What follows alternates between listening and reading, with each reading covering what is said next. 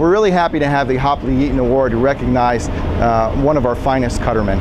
And Lieutenant Baldovsky has really done a tremendous job in the last year demonstrating that.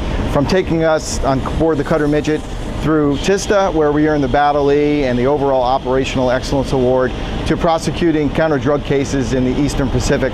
He really spends a lot of time on training and mentoring our newest junior officers and deck watch officers, whether that be celestial navigation to leadership. I think you need to be creating trust with your people. Some of the traits that lead up to that, that I found that work well, selflessness. You got to take care of your people, and sometimes that means holding them accountable. But they can tell. I mean, that's helping them get to their goals and achieve what they want to do. I think you need to be professionally competent. We got to keep learning ourselves all the time and asking questions. If you don't know something, figuring it out. I think you've got to be positive as a leader. I'm not going to kid you and say that every day is perfect and it's all going to go well, but you got to turn those rough days around pretty quickly and be can-do about it. So I think those things, and then finally, hopefully somewhere in there you have a sense of humor. And again, whatever that mix is on the front end, if you're inspiring trust on the back end, I think people will follow you. He's also helped me with different goals that I have in my career. And I've seen them do that a lot with other shipmates as well. He's just very attentive, and he has a very large department on the ship. It's the biggest one on the ship, operations.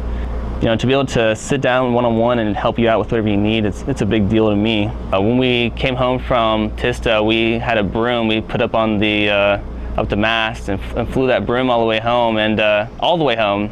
So from San Diego all the way to Seattle, and that's pretty cool. So I think really the ultimate takeaway is when you leave something like TISTA, which is 3 weeks of basically every operation slash mission that we can do, all crammed into those 3 weeks. It's really rewarding, and everybody leaves with a sense of pride and ready to, they've proven they can go out and do the mission.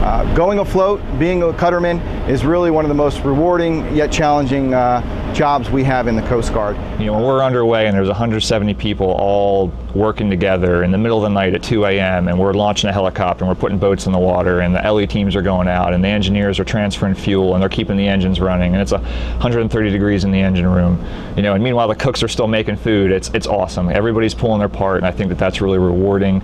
And those experiences that you get afloat, that's why I would encourage people to give it a shot, and I think you're going to enjoy it.